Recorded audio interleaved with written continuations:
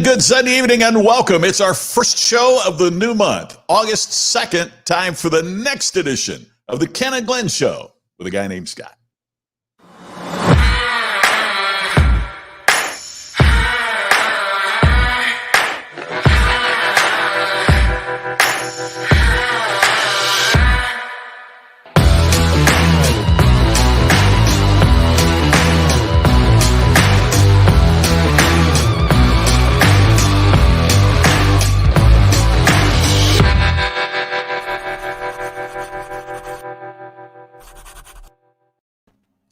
And let's bring him in. We got a lot of great stuff to talk about tonight. Please welcome Ken and Glenn.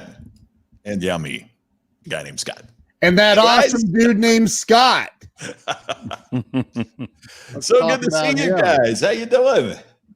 Man, if I was any better, I'd be named Scott McCain. Oh, you need to aim higher, pal. I'm telling you. Hey, guys, can I start with a mic check? I actually need to do this. So I've got this on, but am I cool if I do this entirely? Does that work? You sound great. You sound great. Now you don't. You're muted.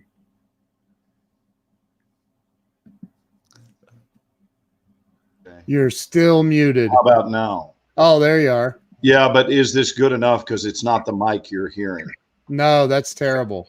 Okay. I mean, it's okay if you don't mind sounding like you're in a 55-gallon drum. Yeah, you guys keep talking. I'll figure it out. You had it though. You had whatever it, you right? had at first. Yeah, sounded fantastic. Yeah. All right. Yeah. Karen Look Potty. at all the comments already. Good grief. Yeah, look at this, man. Look at We haven't even Janelle. earned our keep yet. Look at Janelle's beautiful smiling face. I love that woman. She's amazing.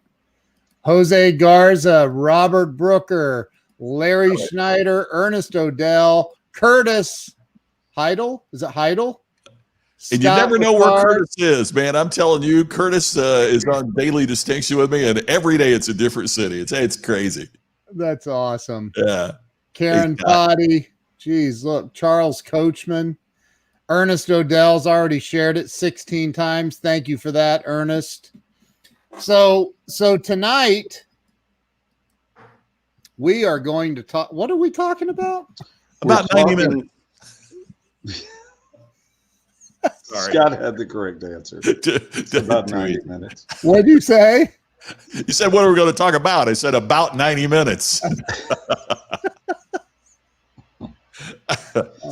We were going to discuss a comment that was made years ago by my dear friend Don Rohde. Don didn't know he would get the headline on our show someday, but he said something that just kicked my spiritual butt in a beautiful way. And he's someone who's, I had always admired his emotional consistency. And it's something that I've always made efforts to have in my own life, and I admire it in others, when you can be relied upon emotionally and you're not all over the place. And that doesn't mean you're in the same mood all the time.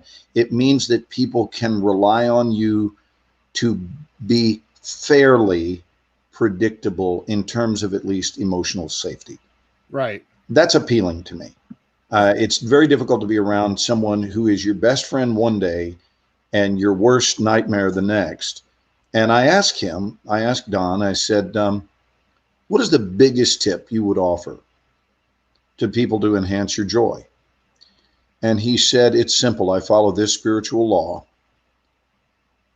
I identify a need within another human being and meet it before they've even asked. And that was a wow moment for me when I thought, wow, so be on the lookout. So here's an accompanying story. It's 3 days ago, and Scott, you haven't heard this, Ken has, but 3 days ago, I went over to my mom's house, and it was one of those blistering hot days.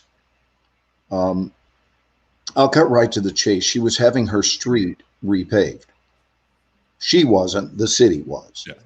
And they were working with those big tar trucks that lay all the road down, and really, really nice. So it was about probably 96 degrees. And you guys know about the color of the tar and all that makes it even hotter Yep. on the road.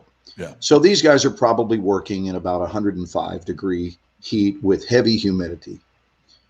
And 5 of the 8 gentlemen are sprawled on my mother's lawn in the shade of the magnolia tree, and they are beat up, something fierce.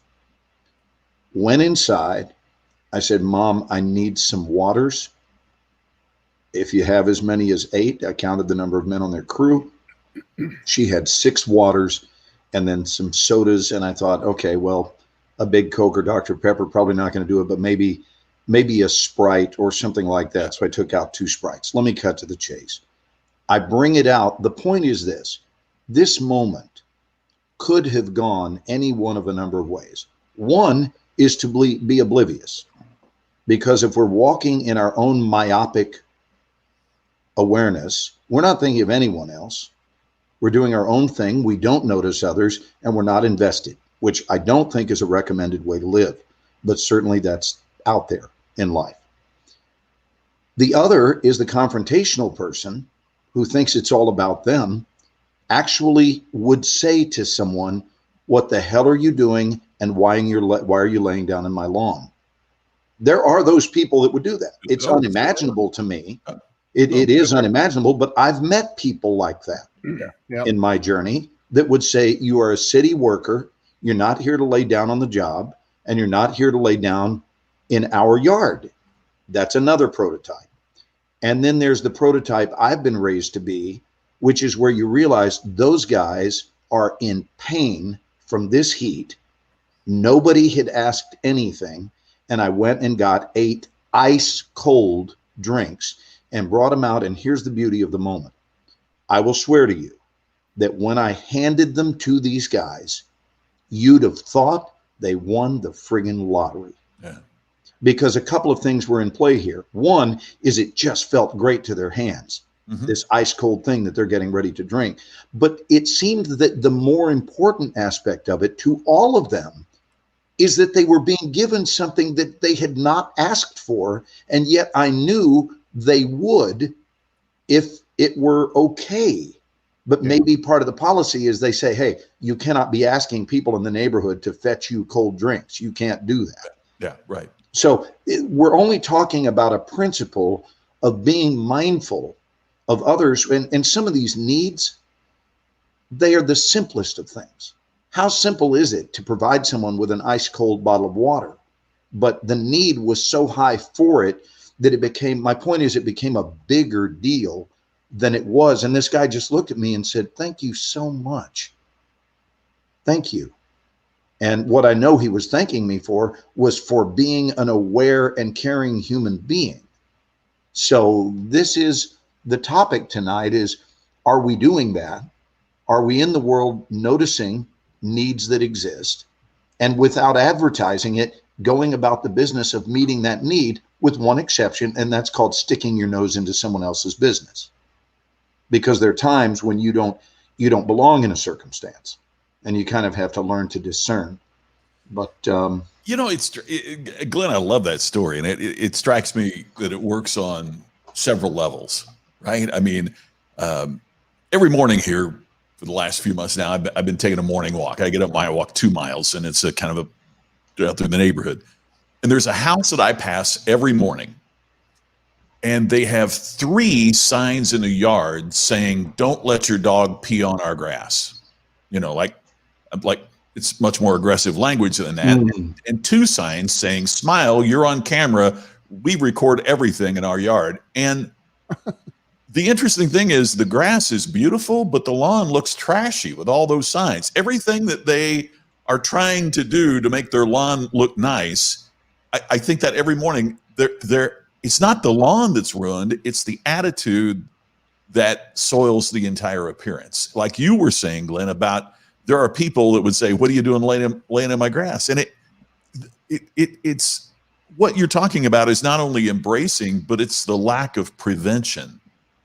I think so many of us are trying to prevent something that we're afraid is going to happen, and that prevention also blocks out some of the joy that we can have. Look, I don't want dogs peeing in our yard either, but I don't want to fill my yard with trashy signs. And I think it's a parallel with what you're talking about, is that are we open to those kinds of experiences, or is our life based on trying to prevent bad things from happening? And I think we miss out on a lot of the joy when we do that. You Scott, you were talking before the show, and this is me opening up the gates of hell for you. Oh, this is going to be good. No, you were talking about everybody. Great being with you. Have a lovely week, Scott. Lovely week. That was in confidence. What the hell are you doing? No, the LinkedIn thing. It's not just LinkedIn either, man. It's LinkedIn. I thought you were going a different direction. No. I'll gladly jump on this. I love it. LinkedIn and Twitter and Instagram and Facebook, and as soon as somebody sends you a LinkedIn friend request or a Twitter or whatever, man, they think that is the green light to freaking start closing. Not even like, it's like, dude, what? Could you wine me and dine me a little bit? Maybe, I don't know, show me around the town first. People are out of their freaking minds. Talk a little bit about that, man. What you were saying. Oh, I just think it's horrible. It's gotten to the point on LinkedIn that anybody that sends you something again, as soon as you accept their friend, that they're a friend, they're trying to sell you something. And the other thing that kills me is part of what they're trying to sell you. Do you get these a lot, you guys? A lot of what I get that they're trying to sell me is reach more customers through LinkedIn. So in other words, they want me to spam my list the way that they've spammed me. Right. They want me to irritate everybody. They want me to approve them irritating people in my name, just like they've irritated me. It drives me crazy. It's the worst. And why would I ever let somebody with such low standards market my product? It's absolutely ridiculous. I posted about this a while back. A quick story.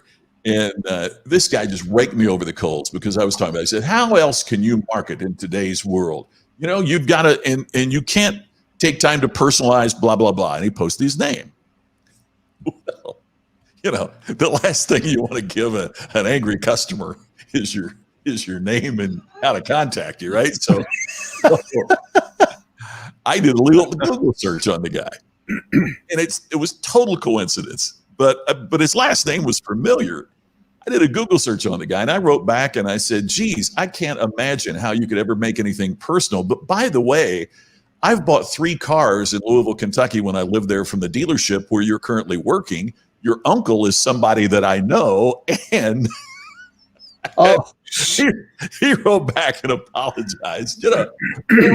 Look, in today's world, it doesn't take that much to find out something about somebody. That's right. Right. They could have said, Ken, I'm aware of that course that you teach, that incredible course on live streaming, and I'd like to learn more about that. Now, if they say at the beginning, when they come back and say, would you like to know more about what I do? You're predisposed to say yes because they've already expressed interest. Right. Right. Or, and this is something that, and I know you're in, this is something I teach. I preach this on my live streams. Glenn's heard it. You've heard it.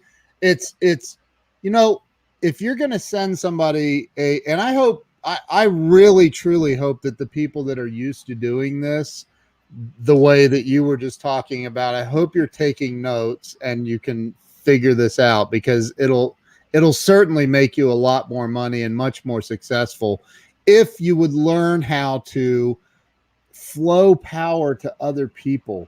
Like, in other words, Scott and I'm like, wow, he looks cool. I'm going to send him a LinkedIn friend request. Scott's like, okay, this dude looks okay. I'll accept him begrudgingly. I know he's going to try to sell me something, because that's the way I feel, man. I look at their title, what they do, and I'm like, oh God, here it comes. Here it comes. You just know. And so, You know, and then I go out to your LinkedIn posts and I look at them, and I don't do it all in the same day. I don't do it in the first 30 minutes, because then you look like a freaking weirdo stalker. But you go in and I'll follow Scott for a couple of weeks. I'll go in, I'll like or love, even there's a love button. Click the love button on Scott's post. And if it's a really good one, I'm going to share it out, randomly share out his post. I'll even tag him. I'll say, hey, this is my buddy, or not my buddy, but this is Scott McCain. Check him out. This is a great article he wrote. You ought to check it out. And I would share that information. I would get to know you. There's no dating period anymore on social media. So what I'm hearing, Ken, is that the LinkedIn request in and of itself does not qualify as foreplay in your estimation. Is that is that correct? Most. I can't imagine that it does for most. But this is what kills me too about, and they act like they're sales experts or they're closer experts, and it just drives me crazy, because it's the antithesis of how people want to buy today. Right. And one of the things I wrote in my last book was that I hear from salespeople that sales is a numbers game. So if I send out 1,000 and get 10 responses, if I send out 10,000, I'll get 100 responses. Isn't that great? And what I say is sales is a numbers game. You just don't know all the numbers. Right. For example, what's going on in the world right now, and I don't mean it like this, I'm using this as an example, but when you think about, for example, the testing that's going on for a vaccine, what are they doing? They're not just seeing how many people the vaccine prevents. They're also looking, are there side effects? Right. Right. So what happens is these guys fog out 1,000 looking for the 10 that respond, not realizing that folks like you and me will go, what an ass, and block them. Yep. So they never get another chance to make another impression. And I mean, we all know, I mean, you've read the statistics. Most sales are made on the 8th conversation. Yeah. And if I block you after the first one, you get no chance ever. So it would be like saying, hey, our vaccine really works. Oh, by the way, 70% of the people that get it have a heart attack and die, but don't worry, the people that live, you're going to be fine, you know, and right. Sales is a numbers game. It's just that people don't look at all the numbers. And if you want to get a long-term repetitive relationship, you can't do it by doing that on the first date, so to speak. And Glenn, I know you've had this where you've developed relationships with. I mean, I was in your class last week, your acting class last week, and you had the lady that's April Webster. Yeah, April. That she's been a casting director forever. The very first time. Imagine this: the very first time you meet April Webster, and you're a new young actor, and you go, April, I've heard so many great things about you, and I just really want to work. What do you have for me? What kind of a job can I get from you right now? What do you have? And you just came at her with all guns blaring. How would your relationship with April be today? Over. Yeah. Right. With by the way, and as brutal as this may sound, with no second chance. Right. There are situations, and I'm not telling you guys anything you don't know. I'm kind of just reminding us all, and maybe there's a chance that there are people in the audience that don't realize this. There are situations where you wind up putting your own foot so deep into your own mouth that you're done with someone because they're done with you. Yep. And you've shut the whole future down in one fall swoop of being a less than conscious individual. Right. You just make a rookie mistake, but the price tag on that mistake is not a casual price tag. No. It's long standing, and you injure accounts because, especially when you're dealing with people who work at the top of the game, doesn't matter what their field of endeavor is. If they're at the top of the game, they don't play ball that way. It's like mama don't play that game. Nope. And since mama don't play that game, if you try to play that game with mama, mama immediately identifies you as a rookie, and a rookie she does not have time to dance with. You know, and there's also a another effect that most people don't think about that are doing this crap, and that is this.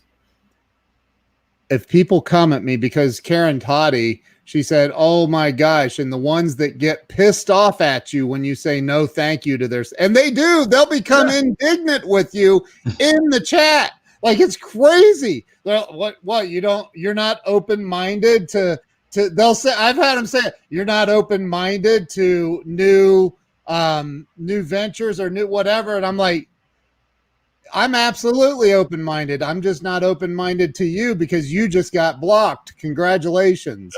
And I'll send, and then I'll screenshot them and their chat, and I'll put it all over social media with their name showing. Like, hey, this dude needs to learn how to sell. This just happened, and this is a prime example of what not to do.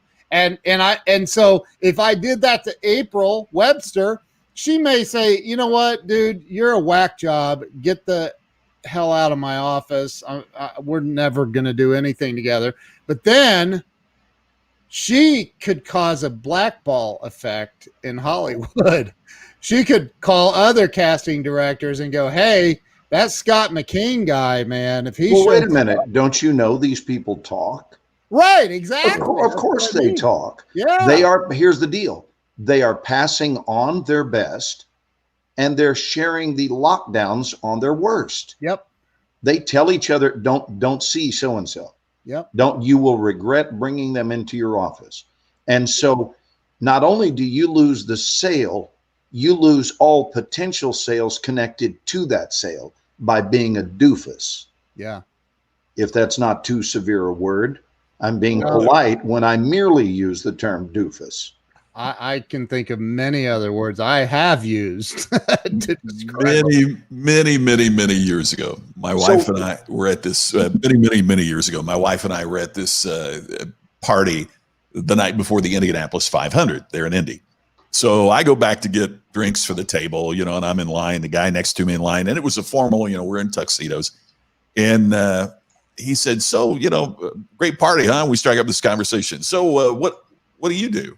Well, Benjamin Franklin said the sweetest sound in any language is a man's own name. I think today maybe the sweetest sound is when a man or woman gets to say, talk about themselves. I mean, we enjoyed that, right? So I'm telling him what I do. Hey, wow, I don't think there's anybody else in Indianapolis that does that. Tell me more, the whole bit. So naturally I said, well, tell me a little bit about what you do. He said, no, let's not talk about that. Let's, and he asked me more questions about what I do. Now I'm ordering the drinks.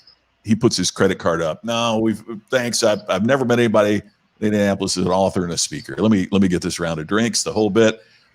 And he gives me his card, and he's an insurance agent, which made me think, oh, here comes the sales pitch and a financial, in financial advising and insurance, the whole bit. Well, anyway, so I'm waiting, no call, but a couple days later, there's an envelope and it's got and I open it up and it's a clipping out of the newspaper when The Far Side was running. It was a funny cartoon. Gary Larson. Yes. And he said, Scott, seems like you've got the wicked sense of humor. Thought you might like this. Was just thinking of you, right? A couple days later, he sent me another cartoon. And then he said, hey, I saw this thing about speakers. Is this something? And he sent me that in the mail at that time. Well, now when he calls and wants to talk, of course I'm ready. Yep. To talk to him because he's shown that he's clipped things out of the paper. Hey, I was thinking of you, and sent it to me. And when my wife and I met with him, because of how he connected, we bought more insurance than what we thought we needed, what we should have, right? But he compelled us through the power of his communication and his connection. And when my wife died, that's the insurance policy that paid off part of her medical bills because he cared enough to connect first. Now, if in that cocktail line, if he'd have said, hey, well, tell me about your finances. Do you have enough life insurance? Do you have enough? I would have paid for my drinks and sprinted back to the table to get away from it. Right. And it helped. I mean, it didn't pay off all of the thing, but I sure wouldn't have, it'd take a lot longer to get whole without it. And I will always, always, always be grateful for somebody, a salesperson that a lot of us would walk away from because there's nobody in the world that ever said, "Hey, honey, let's see if we can get a life insurance agent over here today." I mean, we tend, because they tend to push and it changed my life because this person did exactly what Ken's talking about in terms of reaching out first and connecting first and value. He gave you value. Absolutely. He gave you value first. And that's so, like, I've told this story about carrying the scripture Malachi 3 with me for the last 30 years. And it's something that a pastor of a church gave me. And it says, "Bring the whole tithe and offering into my storehouse, and my children may have food. Test me in this way and see if I will not throw open the floodgates of heaven and pour out so much blessing you'll not have enough room to store it all," et cetera, et cetera. But, it doesn't say, "I will bless you so you can bring the tithe." Right. And it's dude, give first. If you learn that principle, it's from, read the book How to Win Friends and Influence People by Dale Carnegie. Everybody on planet Earth should read that. Like, it's like, learn how to provide value first. And honestly, I'll bet you that guy probably didn't even have to really ask if you wanted life insurance. Right. I mean, at that time in our life, we were young and bulletproof, and and it was just the compelling way that we connected that we just kind of went, well, yeah. And see, there's the other thing. We believed in his expertise because we had developed a sense of trust. Yeah. And you can't create trust without caring. Yeah. When have you ever trusted somebody that doesn't care about you or your outcome or whatever? I mean, even when we think about what's wrong in our nation, and I'm, again, not being political, but what we want is to believe that the people in charge, I'm talking about both parties, but we want to believe that they care about us and that they care about our country more than they care about themselves. And or at least equally. Or at least equally, right? And you can't create trust without that. And it's so important. Yeah. If I may tie this into show business a little bit, gentlemen. Yes. Because I've been a teacher of a course in audition mastery for 36 years, one of the first things that I teach people to become booking machines is to give up this notion that booking the job is the goal.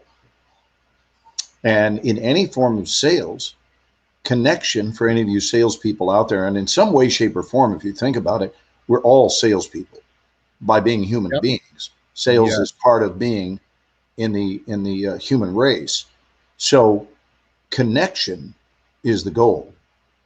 The sale is the byproduct. The connection is the goal. And so, did you make a connection in the room? Did you lift the words off of the page and give them birth in a deep and compelling way? Did you move the audience? Did you move them with your humanity? Did you invite them to be moved? Did you invite them to move you in return? Was there flow? Was there circulation? All of these things precede in sequence. Did you book the job? And a healthy prioritization of these things, not so amazingly, results in booking lots more work because you are operating in sequence. And I just think there's a lot of really poor instruction in the world because even this instruction of always be closing, always be closing. My response to always be closing is always be vomiting. Because if you're in my midst and you're always closing, I'm going to always be vomiting, if not literally, certainly figuratively. You will see the expression on my face that says, could you stop with the closing? I'm not interested in being closed. There's no need to be closed right now. There's no need for us to trade punches back and forth, who can sell the other one more. Could we possibly just be and discover whether or not we have an organic connection? I also think that even connections can't be forced, that they have to be birthed organically. And then it is at that point when we go and ask if they've got insurance that they want to sell. Yeah. You know, That's instead right. of being asked for the sale.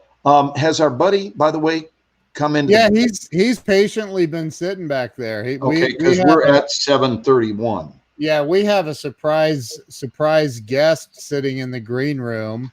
That's a buddy of Scott's. I mean, he's a buddy of all of ours now, but Scott knows him and has met him personally. And Scott, I'm going to let you introduce him. Well, you talk about a guy. I mean, it's a great segue because you talk about a guy that provides great service first. That's how I first met Colin as a server in a restaurant in Indianapolis at Fisher's, Indiana, suburban Indianapolis, and we just hit it off because his commitment to service and his commitment to serving others and putting that first.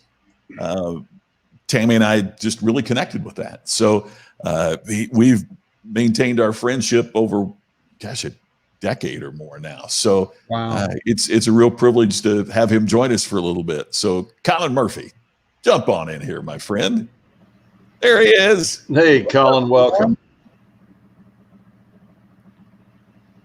How you doing, man? You're Can on. you hear us? Is There's he April muted? Webster. She's watching. Oh my gosh, April is watching our show. We were just talking about her. I wonder if We she were talking about you a little while ago, April. I don't know if you heard that portion. There, now we can hear it, Colin. Oh, we can hear you I now. can't even begin to tell you how I'm good. Can you not hear me? Yeah, we Yeah, can we hear you can now. hear you now. Yep. Can't. Thumbs up, I baby. think there may be a huge delay. See, Well, yeah, that's the problem is that aboard the space station, sometimes they run into these issues. There's like How a long has 7 Colin minute been in delay. outer space, guys? So Colin, why don't you try it from your phone? So, as I was saying, I can't even begin to tell you how honored I am that you guys would bring me on. He's just now hearing that. Yeah, keep talking, Colin. The delay, I know it's hard. The floor is yours, brother. Okay.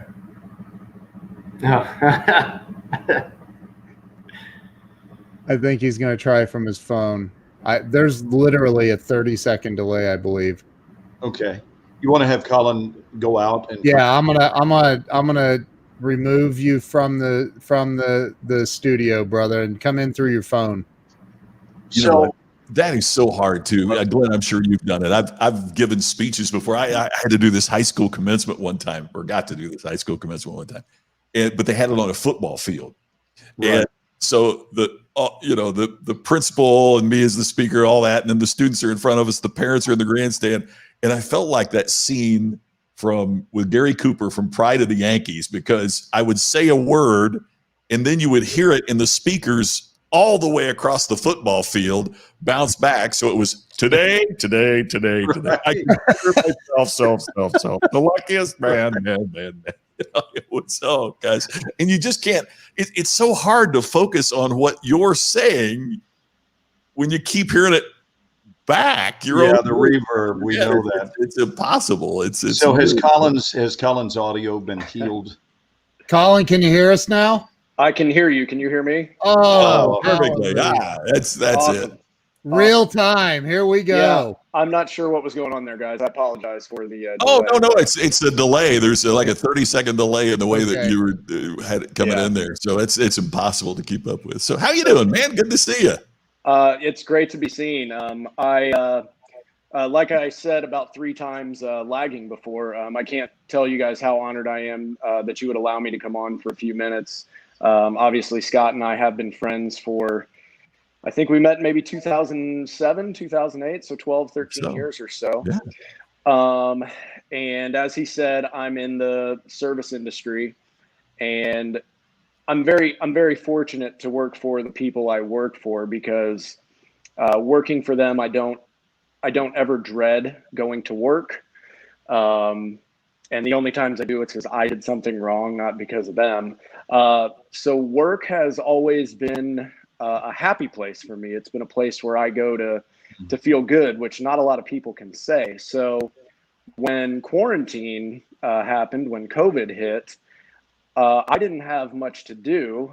And honestly, one of the things that got me through a lot of it was Daily Distinction every day at 3 o'clock, or the Ken and Glenn show on Sunday nights. It was something that I looked forward to and kept my attitude very positive. And you guys did so much for me personally. You know, Scott knows me, but Ken and Glenn really didn't before this. You guys did so much for me personally that I felt compelled to do something to give back. So I was talking with Ken about a charity that I would like to raise some money for. And Folds of Honor is the charity that that my dad and I have done some work with over the past few years. It was started by Major Dan Rooney in 2007. And since then, they have given away 24,000 scholarships. They do about 4,500 a year at this point.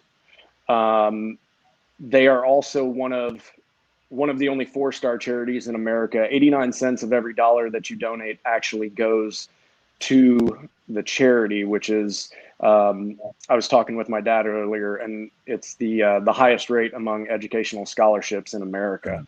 That's So, yeah, it's amazing. And as I said, when I mentioned this to you guys last week about wanting to do at least $1,000, my dad is doing a 100-hole challenge. I don't know if any of you guys are. I know Ken's a golfer. So on Monday, August 10th, my dad is going to attempt to play 100 holes in a single day. And so we're doing a fundraiser with them. We just put the link live on Tuesday. We're at $2,400 up front. There are some people who are donating by the hole or by the scores that he makes. So hopefully he'll make lots of birdies. And so that money hasn't even started yet. And we're hoping to get to $5,000 at least, which is one full scholarship.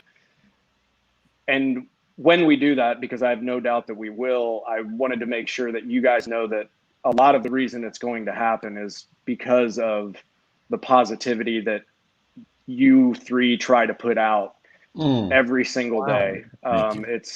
It's honestly, it has meant the absolute world to me. And now you're going to be able to help.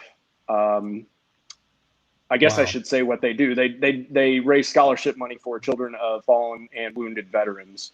So that's where all of the money goes to. And I seriously, I can't thank you guys enough. Also, Glenn, I talked to my mom today, and apparently The Resident is her favorite show, and you're her favorite character. So I want to make sure she knows that. Tell your mama that we appreciate her watching, and what you're sharing with us is the very reason, Colin, that we do the show. It's the reason is to move human hearts and to remind the world that we are indeed one family.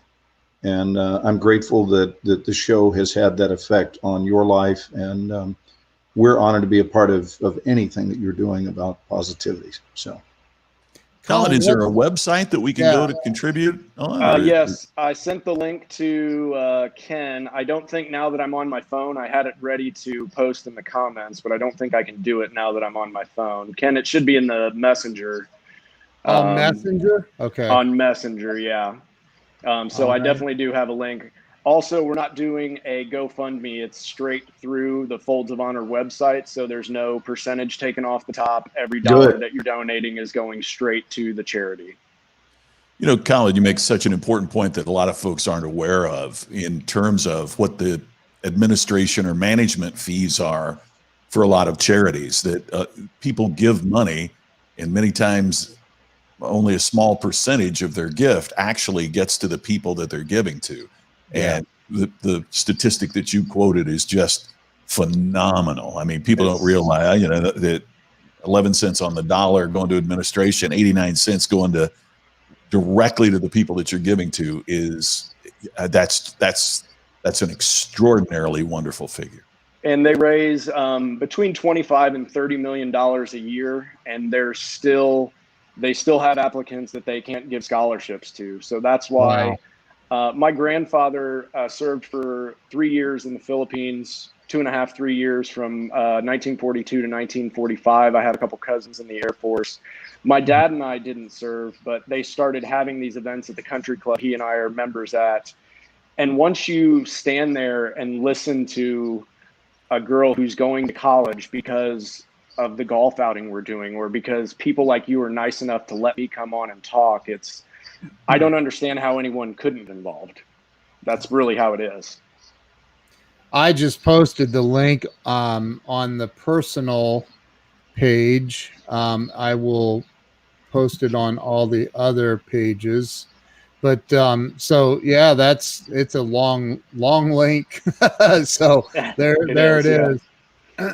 But yeah, and feel free to drop that in the comments tonight too, Colin. I will. Absolutely, I will. I'm assuming you're gonna continue watching. Oh yeah. Well, you got to call your mom and say, "Oh my God, I just met Glenn Morshower." I'm sure my mom is watching right now. She's I talked to her earlier. I'm sure she's watching. Yeah, she absolutely loves you, Glenn. She said you're Conrad's dad. I do. I play Matt Zuckery's father, the character of Conrad Hawkins, who is the lead in the show. And I am his billionaire father, who he had a disgruntled relationship with for many, many years. And they have followed this beautiful story arc of healing, where we have traveled all the way from the words, "I hate him," which he said about me in the first season, to the end of season 2, where he says, "I love you." And the audience gets to take that journey of how that occurred through intimate conversation. And I will stay out of the details, but it's just this beautiful arc. And who knows how they will explore. We're now at the beginning of our 4th season, and we've just been pushed back. We were supposed to start on the same day. I believe you said your dad is taking to the golf course on the 10th of August. Is that right? August 10th. Yes, that's correct. And so our golf outing is next Friday. Yep. We were supposed to go back on the 10th, and due to COVID, they have pushed things back indefinitely. So we don't know when we'll actually start, and then we're going to return to the airwaves. You can tell your mom this. It's out in the trades. So this is not me outing anything privately. It's been known that we will return to the airwaves in January as a mid-season replacement. And that's true of a lot of the shows who were not able to go back when they typically would, which would be right after the July 4th holiday. What is April saying? So many wonderful conflicts leading to some kind of communication. Yes, indeed. Yeah, absolutely. Yeah. Yes, indeed. Amen. Yeah, I mean, if all this wouldn't have happened, I don't know that I would have started watching you guys. And we try to raise money for Folds of Honor every year anyway, but the fact that you're helping us do that, you guys have a much wider reach than I do. And like I said, it really means the world to us. I can't tell you how much we appreciate it. Well, it's our honor, buddy. April said in The Resident. She's right, man. That is, Colin, you need to go get on Hulu right now and start watching The Resident from it's a really good show. And I'm not much of a hospital-ish kind of, but it is a really, really good show. Hey, Ken, if you'll let me share my screen real quickly.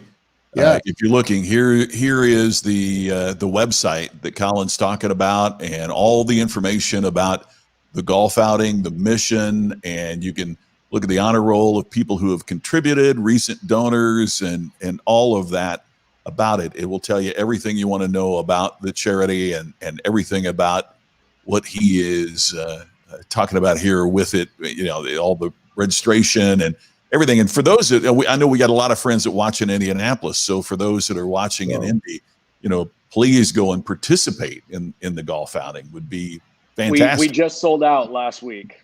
Did you really? Completely sold out. Yes, we did. But you'll still take your money, even if they can't play. We'll still take the money. Absolutely. Yeah, for sure. We'll definitely do that. Certainly.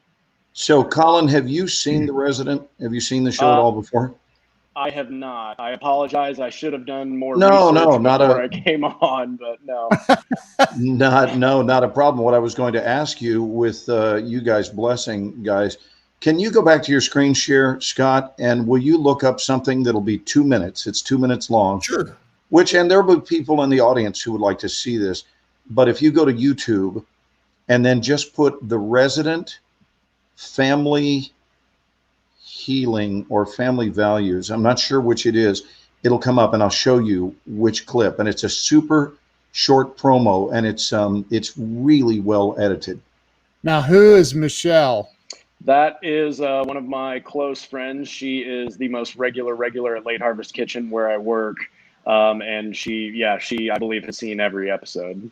Yeah. She said, she meant as much as I'm terrible at interneting. Scott, I think it's called Family Healing. The Resident. Yeah, Family Healing.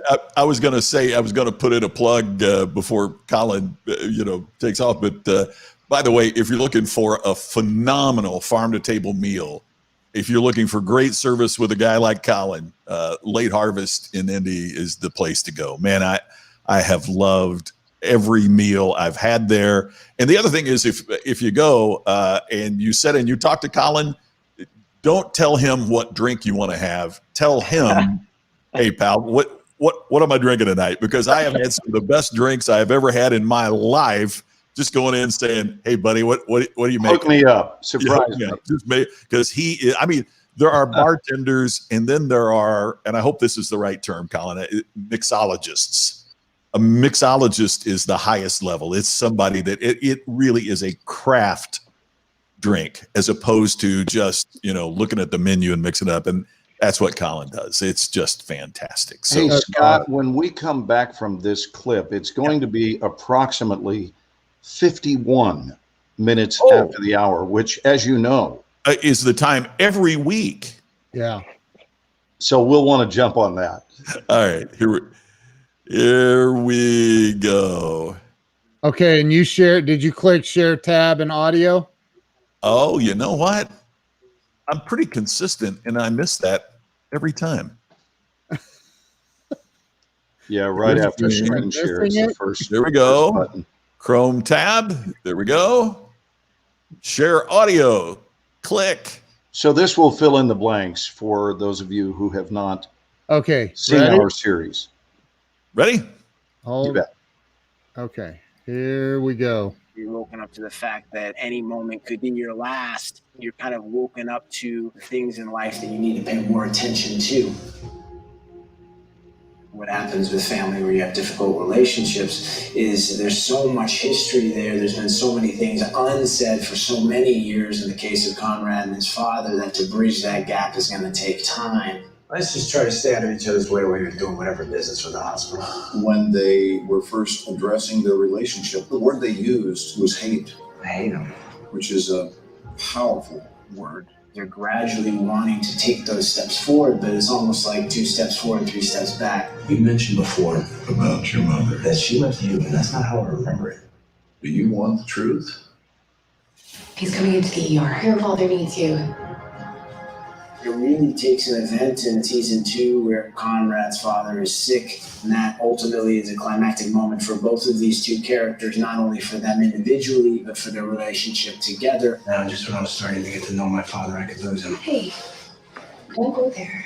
This moment, this life and death moment, wakens them up to the fact that they want to have a relationship, they want to mend those bridges, they want to get through the difficulties they've had over the course of X amount of years, over the course of their relationship. Whatever happens, I can't be a burden.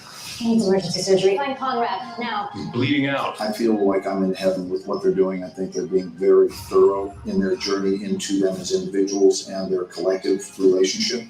This is a show that's constantly about life and death and waking people up to the moments that are to be treasured every single day. I love you. I've waited a long time to hear those words.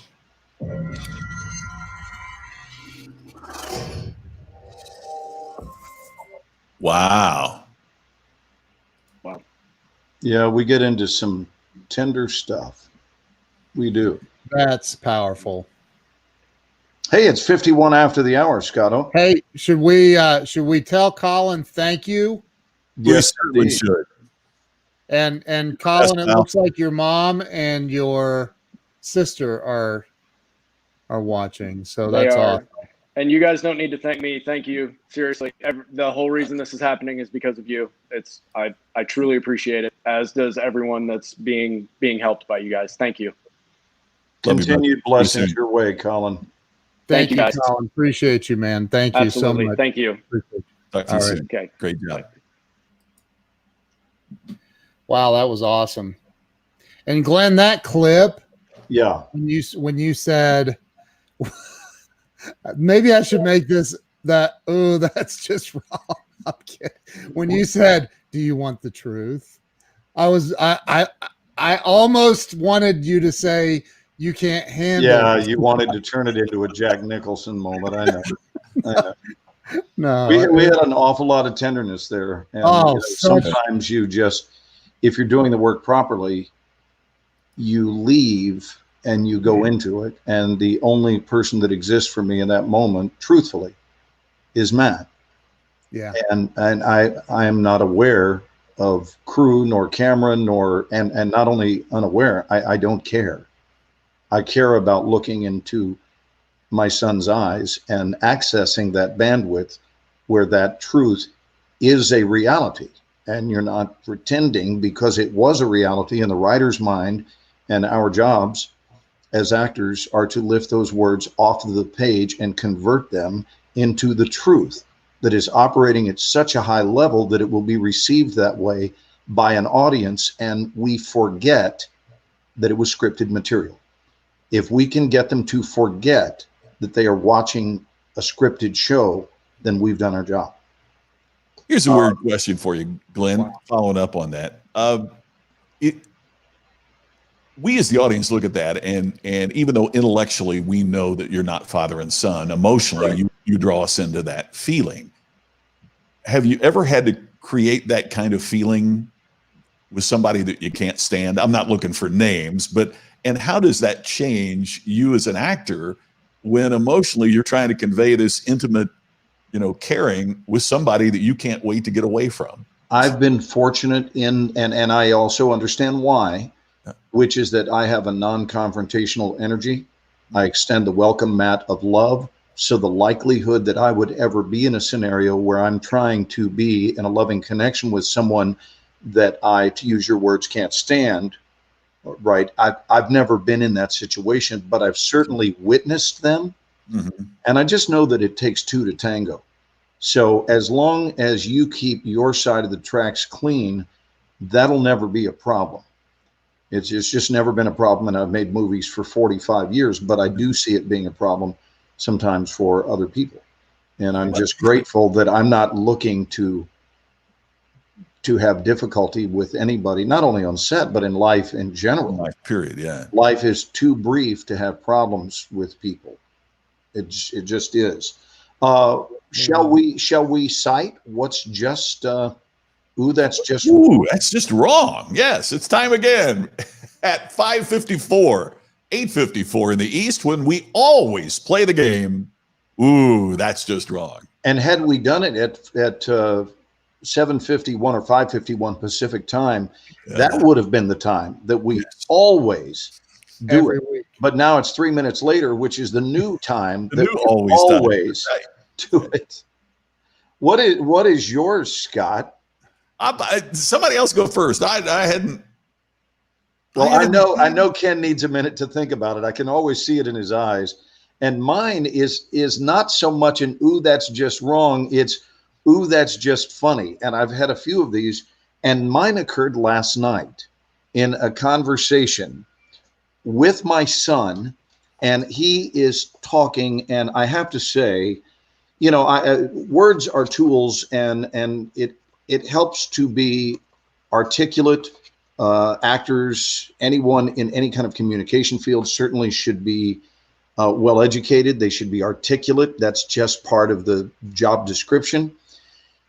But my son, I look up to in so many ways, and he is really, really smart, really well educated. He got a degree in real-time animation at his school up in the Seattle area, a company called DigiPen, and they design and program video games. And that's what he had wanted to do his whole life. So now he's been doing that. He's 40 years old. He's been doing it for, 18 years since he got out of college, and has moved way up the ranks with multiple companies.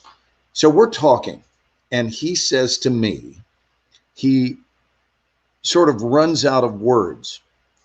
And he said something, and I started laughing, but I didn't comment on it. And we still talked for a few more minutes. And he asked me, what was that you laughed about a little while ago? And I said, just the fact that you probably gave me the best soundbite I've heard in over 10 years. And he said, what was that? And I said, if I may quote you, son, you said to me, Dad, if you will pardon my ineloquence. This is what he said. I said, how is that not the funniest thing you've ever heard? Because first of all, do you understand, my dear son, that it's humanly impossible for you to be ineloquent if you even know the word ineloquent? And he just started laughing, and it's just so true. The phrase, pardon my ineloquence, never needs to be said, because you can't be talking about yourself if you're using the word ineloquence. And I just something about that struck me as hugely funny. And I told him, I said, I'm going to share that one on the show tomorrow night. That's awesome. It's a great one. Trying to transfer a picture because I realized what I saw this week that was wrong. I got, my ooh, that's just wrong is that we're even playing this game. It may be the last week if this continues to be your attitude. I can't. We may officially be done after tonight. Okay, here. I got one. Can I share it with you? Please. Of course. Okay, so I may hold the record. I'm not sure. And it's not a record you want to hold, but these groups of people all over the world, it seems to come from a lot from China, a lot from the Middle East, and a lot from certain regions of Africa. And I see them hitting my website. That's why I know where they're coming from. And I've done investigative work and found it. I literally every single day of my life get on average 2 or 3 reports from people that say, hey, I caught you. I want my money back. And I'm like, at first I was like, what the heck are you talking about? This is 4 years ago, I think, when it first happened. I go, what are you talking about? What? And it was some woman going, I sent you $4,000 and you were supposed to fly in and you never did it. I'm like, A, could you send it again? Because I didn't get it. I'm kidding. I'm like, what are you talking about? So there is a right now, and this has happened multiple times. If you guys can see that, that is clearly my family, my siblings and my mother and I. And there's a picture of me. And this is a guy named Arazo Anthony Scott. And he has pictures of my little girls on there. And he has this fake profile. And there are these fake profiles. Literally, I deal with this multiple times a day. And I have for about 4 years now. And this has been reported somewhere around 70 times since yesterday. And Facebook will not take it down. They said it does not go against their community standards as a fake profile. Facebook has all of this stuff that they're policing, and they're, oh, that's fake news, and they're taking it down, and they're saying they're doing all of this stuff, policing everything else, but they cannot take this profile down. That's just wrong on so many levels. And literally, I report it. That's what they sent me when I reported it. Oh, you did? Yeah, and it just said, since this is happening to your friend, we're going to close your report and follow up with your friend directly once we reviewed the account. And Mike, I was one of the things I was going to ask you tonight, because my guess is they probably haven't followed up with my friend. Yeah, a bunch of people. They don't tell me who it was, so I keep getting these things. Wow. A friend of yours anonymously reported this profile. We found that it does not go. And when I've reported it, like normally when I report a fake profile, man, sometimes they're Johnny on the spot. I mean, they take it down within minutes. This one is lingering. I don't know. And this guy's I looked back at some of his posts of my daughters from over a year ago. So it's been out there, and I just didn't know until recently when a lady sent me a message saying, hey, this guy, she was in love with the dude. Like they had developed a relationship. They're even taking my videos and they're chopping up the content and making videos and acting like they're having FaceTime calls with these women. It's insane. I don't know how they're doing it. It's unbelievable. And they're getting these ladies to send them money. One woman several years ago told me that her elderly mother had sent this guy $9,500. And there's nothing. I can't do anything. Facebook's not doing anything. It happens on Facebook, Instagram, LinkedIn, Twitter. Happens all dating sites. I get I've had it happen on Match. It's crazy. Like, that's maybe a little bit beyond. Ooh, that's just wrong.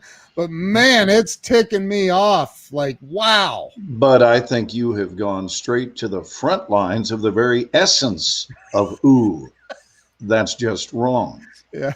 I mean, this really captures why we even have this segment. It's not about skewing negative in any way, shape, or form, but rather, I think it's in this world of positivity that we seek to generate.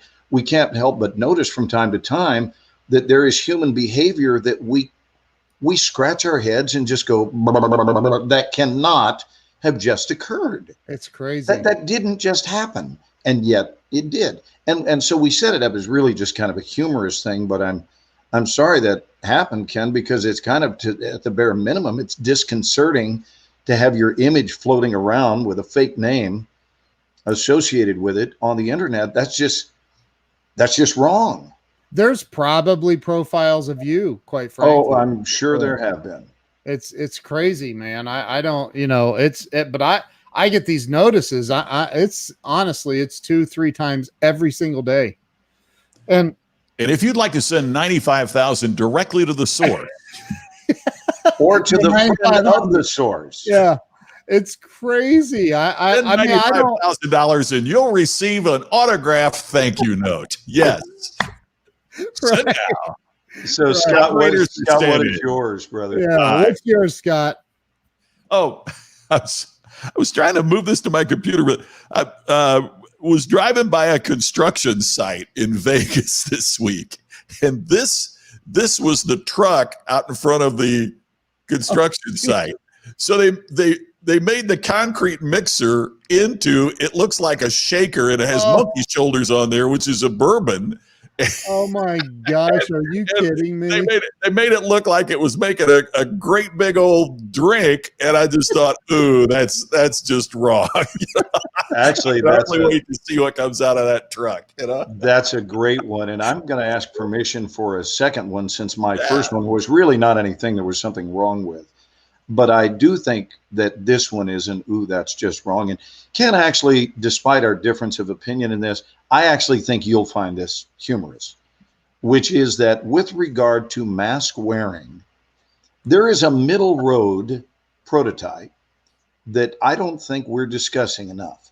So there are the mask wearers and there are the non-mask wearers. And then there's the third column, which I call the pointless. And the pointless I run into at least once a day, and I can't seem to help myself but to say something to them. I'm not rude when I do it, but the pointless are those who feel that the mask is best when utilized as a chin strap. Have you seen these folks? All the time. Where they walk around and it neither covers their nose nor their mouth, rendering the wearing of the mask meaningless unless you're concerned that your beard might infect me, or if you're clean shaven, that your clean shave might somehow infect me. And I actually had a word about it, and there's a reason. The reason I had a word about it with someone at a 7-Eleven last night was because there were signs posted.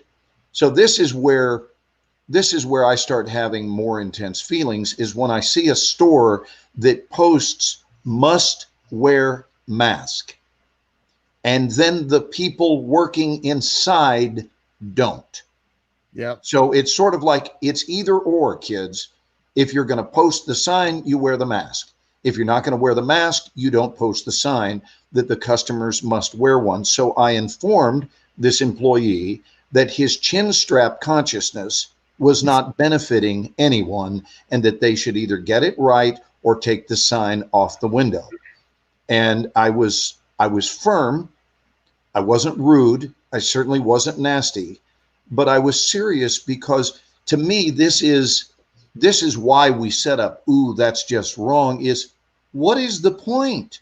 Did someone think you get bonus points by just having it around your neck, and that somehow there's some sort of scorecard? Anyway, I thought it was bizarre. So that was one of mine. What are you looking at? Oh, it's over somebody's eyes. Favorites right there. He puts his mask on over his eyes so that he. That story only gets better, Scott. It only gets better. Please tell me he's an Uber driver. It's a guy on a plane, and he's on the flight, and he took his mask off and then put it over his eyes as a blindfold so he could sleep on the plane, but his nose and mouth are exposed. So what are some of our comments that are coming in, Keno, that we can acknowledge this evening? There are billions of dollars given to these scammers. Yeah. Go to Social Catfish. They will help you. Okay. By the way, April, if you will just let us know whether or not you're still on.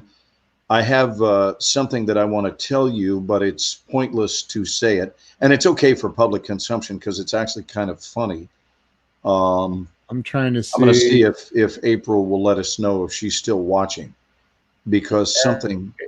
8:50. Oh, she's still. Oh no, that's an older one. From 8:50 my time. So. All right.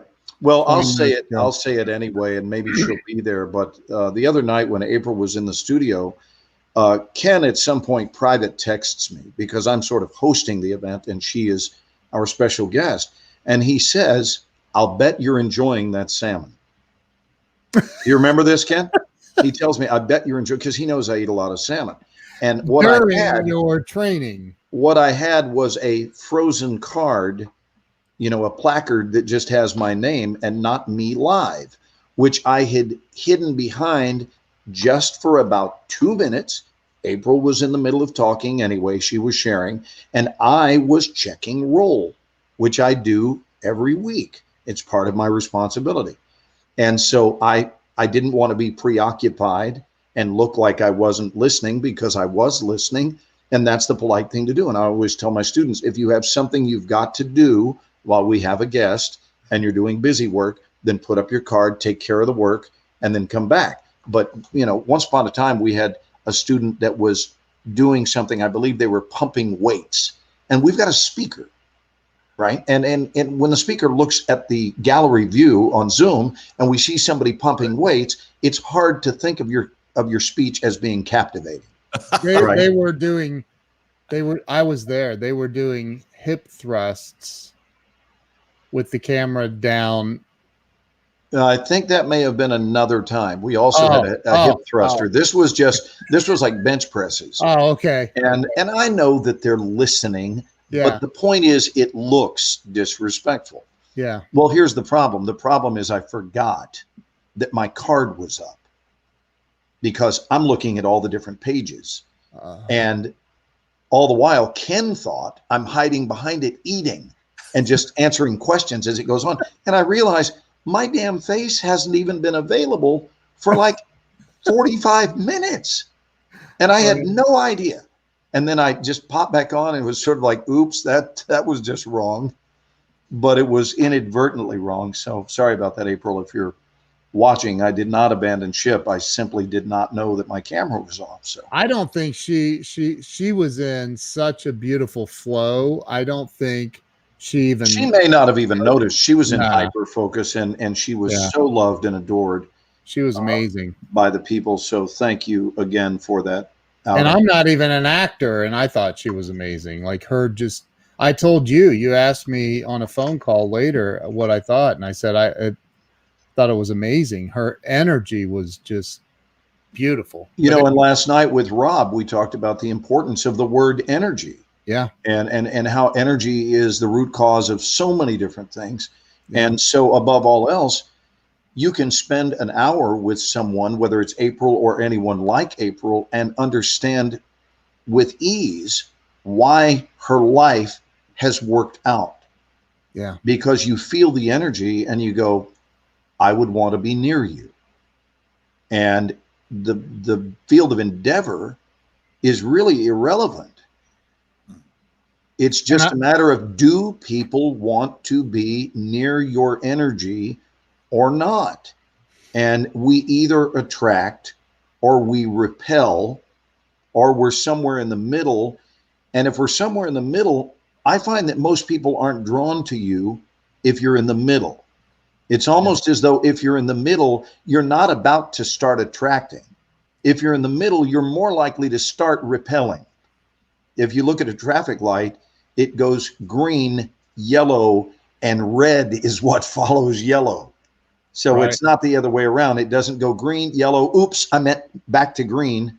So when we get that proceed with caution vibe with a human being, I think it's there for a reason. I think that yellow warning light is often, not always, I'll never use always, but it's often an indicator that we may be getting ready to go red with a sensation. And it's our first early warning that there may be a red vibe appearing here very soon. And for those like April that are just a bright green, it is accompanied by such magnetism. When someone has a green light, they are magnetic. Yeah. And people can't, so they're going to win no matter what line of work they're in. And I gotta, if I may just point out, and I don't think she's watching, or I imagine she would, but I got to say this about her. And this isn't a bad thing. It's a phenomenal thing I noticed. She owns her space. And what I mean by that is her presence. Like, she was talking and somebody left their microphone on. It happens in your class, you know, where somebody will accidentally leave their mic on or whatever. And there was an interruption. It was brief. And she just stopped and she said, "Hey, if your microphone's on, could you please mute yourself before we continue?" She paused and then she continued. It was something I noticed, and maybe you didn't even, I don't know if you. Of course I noticed it, and I thought, way to design your space, gal. I mean, she owned it.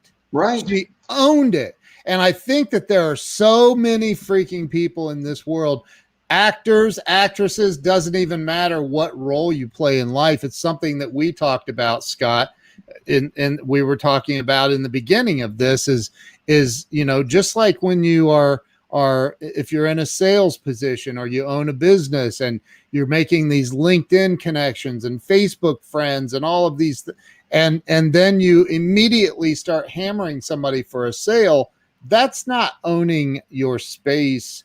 That's not the owning of the, what was the story that you told about the, I just completely drew a blank on the story you told.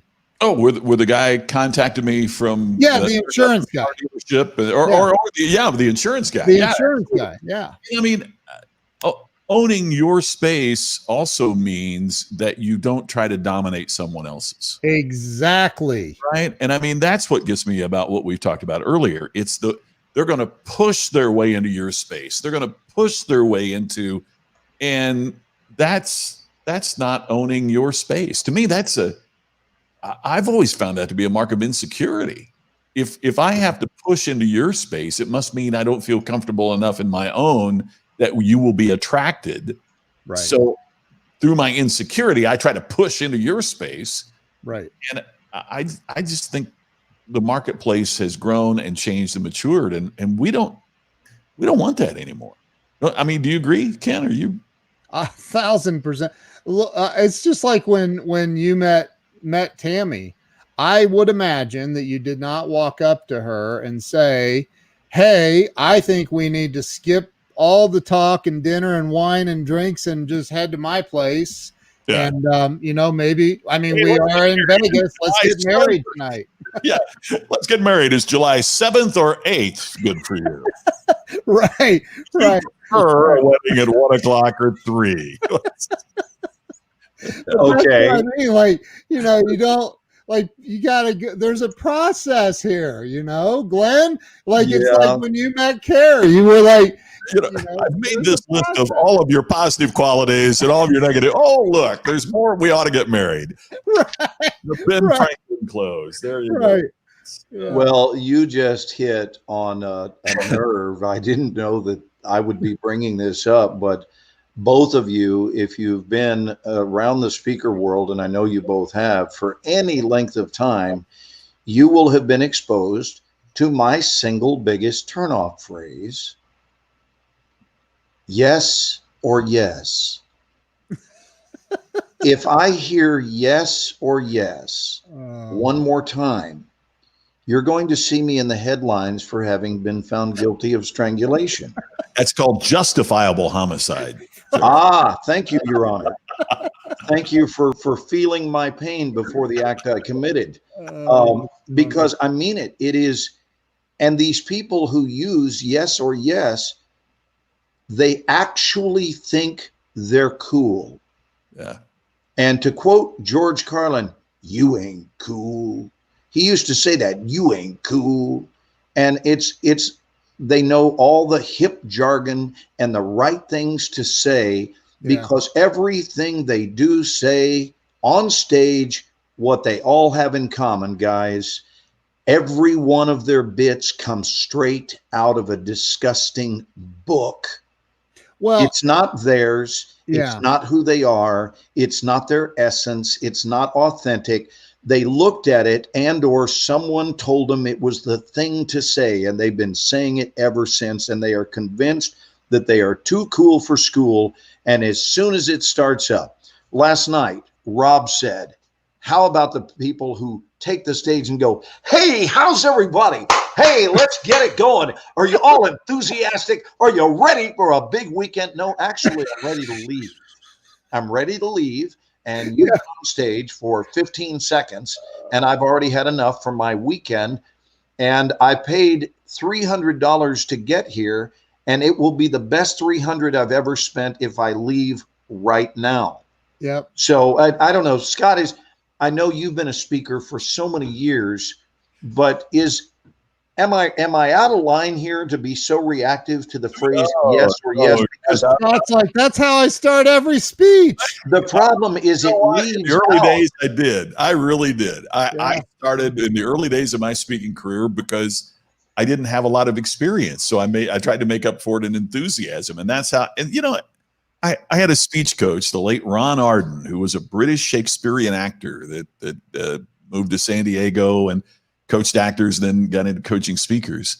And there were two things that he said that changed my life. One was, and when I went to him the first time, I was 29 or 30. And he said, seeing a guy 30 being enthusiastic, it's tolerable. At 40, it's irritating. At 50, it pisses us off. And at 60, it's just sad.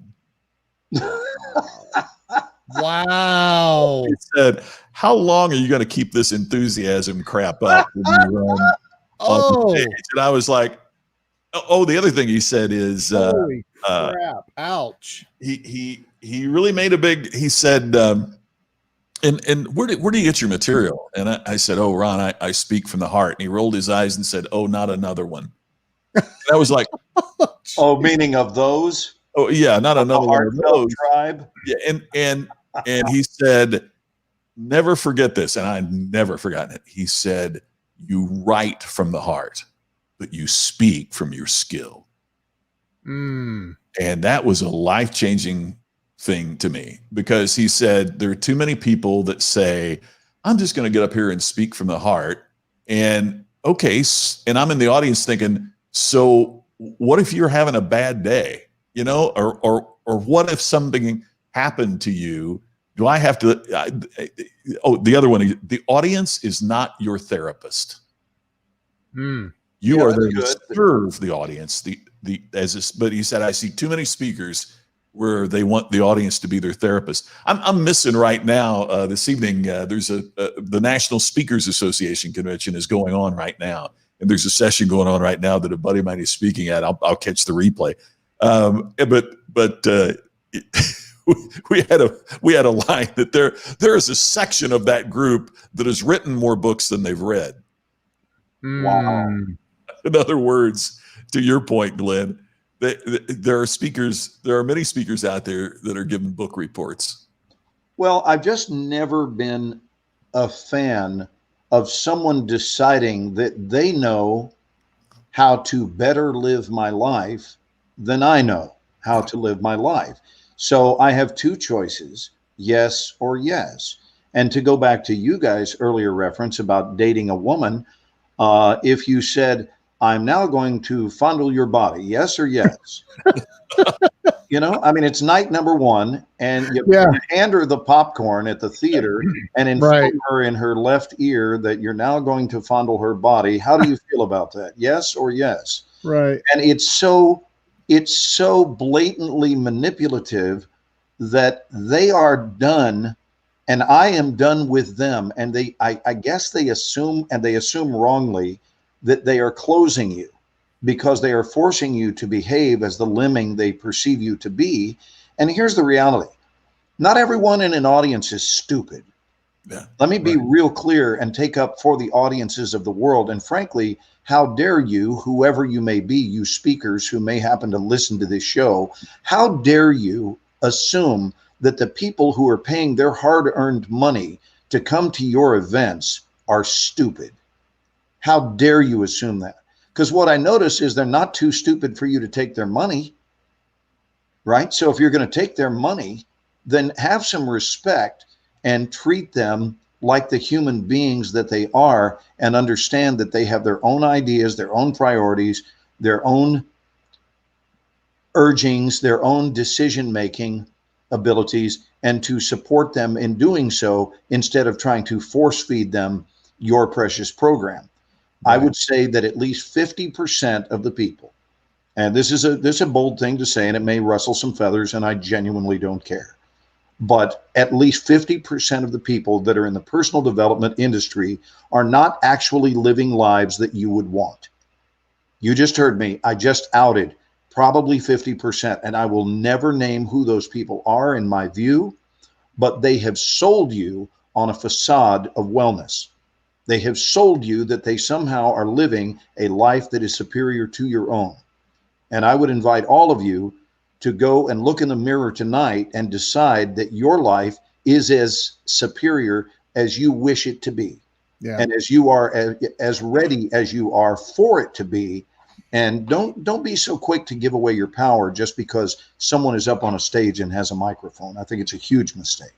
I think that's why Zig Ziglar has remained as such a figure even after his passing, is because so many of us that knew that he was so congruent.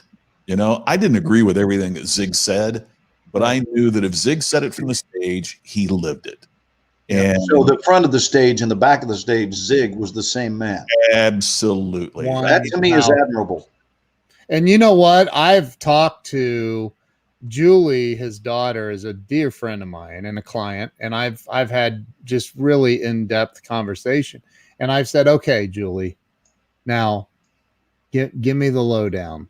She's like, and she cackles. I love, she's an amazing woman. She says, okay, what do you want? And I go, your dad, I mean, how many times did you see him? I mean, just fly off the handle, you know, he got mad. Like nobody in the world knows Zig Ziglar for ever getting mad. And she goes, Ken, that number would be 0.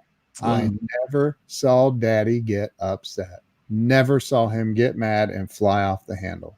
And that, you know, when you live like that, then you don't like, there's a speaker / trainer that I find to be one of the most despicable human beings on the planet. And I am going to mention, now I won't mention his name, but I'll just say Leonardo DiCaprio portrayed him in a movie.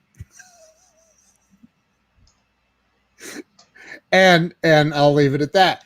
And he may have been called the coyote of some street or something. Some kind of marsupial. Yeah. Canine kind But of. like this guy is just people like that. You can just feel, you can see the slime ooze. I would never, ever, ever in a million years want a salesperson to work for me that behaves like that. I would never in a million years I would never, ever, we're getting some bad. I'm gonna cut off the Twitch feed because there we go. There, I got rid of Twitch. We were getting some bad spammers on there. But anyway, I would never want a salesperson working for me that's like that. Just I wouldn't. And I would. We've all dealt with salespeople like that or people like that, and it's the most uncomfortable thing in the world. I've got a pal who is a speaker, and you know, you got here you have the guy that you were talking about that committed fraud. Yeah. And a lot of people lost their money because of it. I've Yeah. got another friend named Chuck, and he went to prison for a Ponzi scheme for fraud. Well, in fact, what you find out is he paid everybody back. He realized that he'd done them wrong, and he paid everybody back. And the reason he went to prison is he hadn't paid taxes on his ill-gotten gains, so he went to prison for that. You know how he starts his speech? He comes out in an orange jumpsuit, and he comes out shackled, and he said, "Look, and it's coming from such a humble place. Let me tell you the mistake that I made." But and Glenn, to your point, part of what he talks about is, and I was able to make it because people were so gullible. So he said, now I've devoted the rest of my life to saying, you know, here's how you can avoid being taken. Here's what you need to do. And he is such a humble and genuine guy, and paid everybody back. Wow. And it's just amazing to me. If I'm booking a meeting, I can't imagine why you would put an example like the slimy guy who has no humility up there, as opposed to the guy that will come out and say, you know, here, I did time for this, and I was wrong about this, and I want to show you how to avoid people like me. And it's a powerful presentation, an amazing presentation. Here's two guys coming from, in a sense, the same place, right? They took people.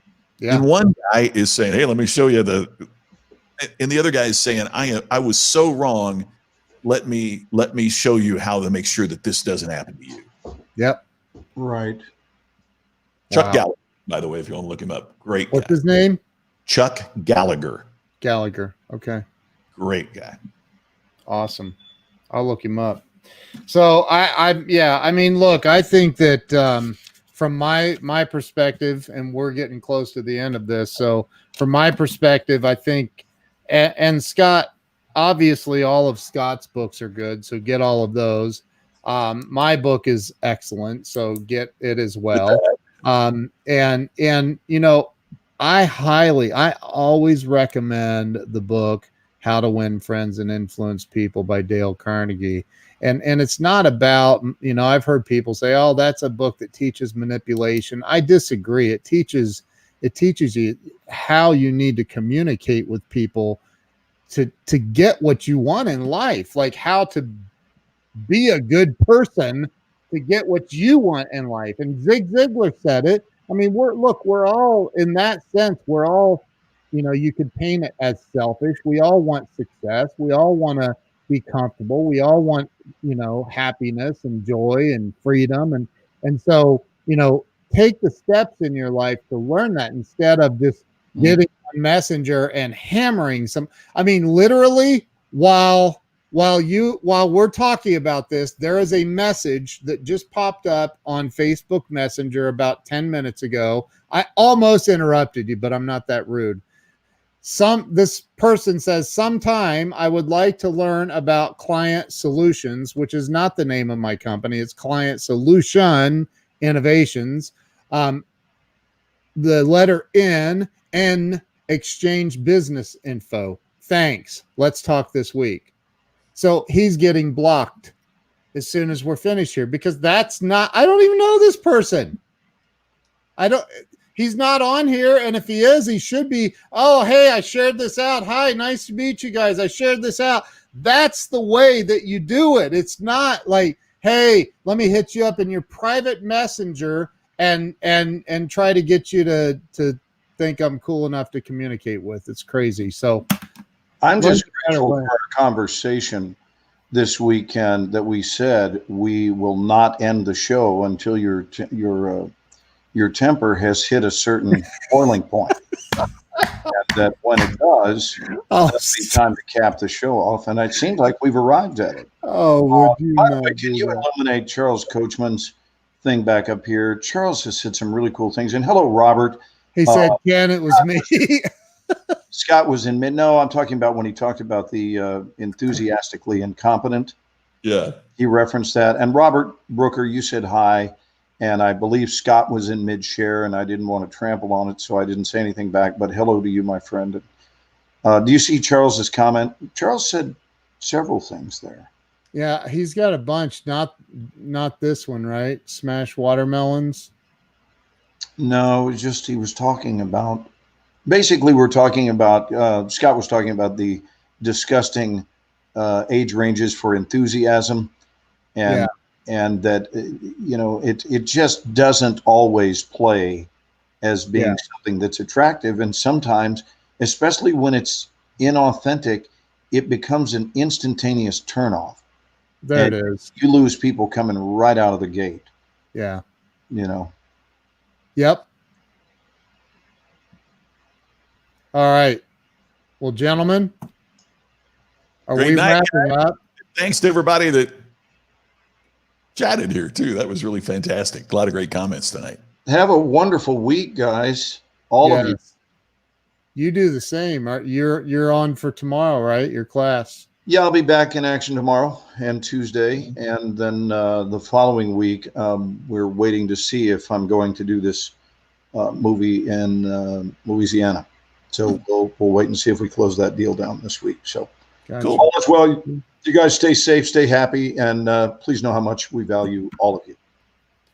And we'll look forward to seeing you again next week. Thank you for joining us tonight. We'll be back next Sunday night, 8 o'clock Eastern, 5 o'clock Pacific, for the next show of the Ken and Glenn Show with a guy named Scott. We'll see you next Sunday. See you guys next week. Bye.